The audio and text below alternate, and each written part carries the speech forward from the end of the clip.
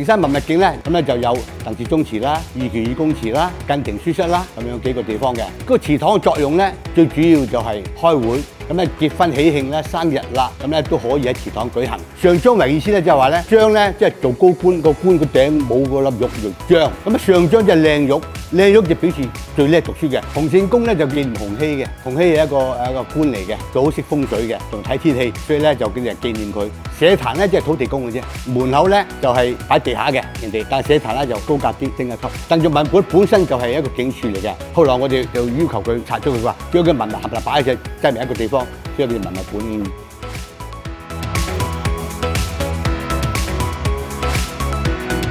今日我哋係同埋港鐵公司攜手啟動專列，標誌着推動新界西北文化旅遊同埋社區經濟發展嘅重要里程碑。元朗擁有豐富嘅非物質文化遺產、地道美食同埋獨特嘅圍村風貌，喺呢度都係獨特價值嘅旅遊資源。了解歷史悠久嘅圍村文化嘅風俗，延長停留嘅時間，刺激本地嘅飲食、零售、服務業嘅消費，從而為區內商戶創造更多嘅商機，促進社區經濟共榮。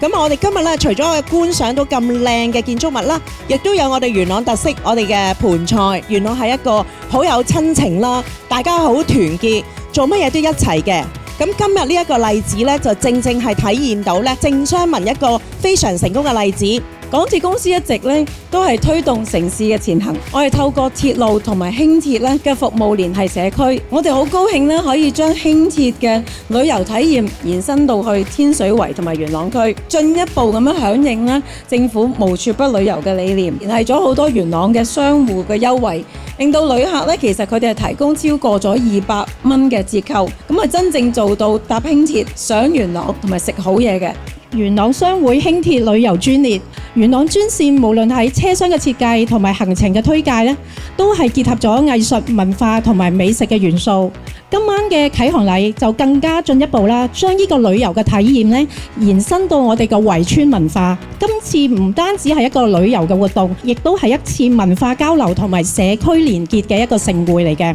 咁啊，元朗就出名就好多美食啦，我自己都其實由細食到大，學記啊、勝利牛丸啊、好到底啊。咁啊，元朗啲公園咧，其實係你出到去揾唔到嘅。其實好多郊區嘅嘢，好多時都要入嚟。咁啊，濕地公園啊、元朗公園呢啲少入嚟嘅。咁啊，介紹俾你哋啦，今次。多謝各位在座嘅嘉賓，今次能夠成功舉辦今次嘅活動，元朗美食圍村歷史文化嘅活動。多謝各位贊助商出錢出力送出優惠券及贊助，我哋亦同社會福利處合作，日後我哋會有元朗商會嘅輕鐵專列，讓照顧者一起穿梭元朗旅遊。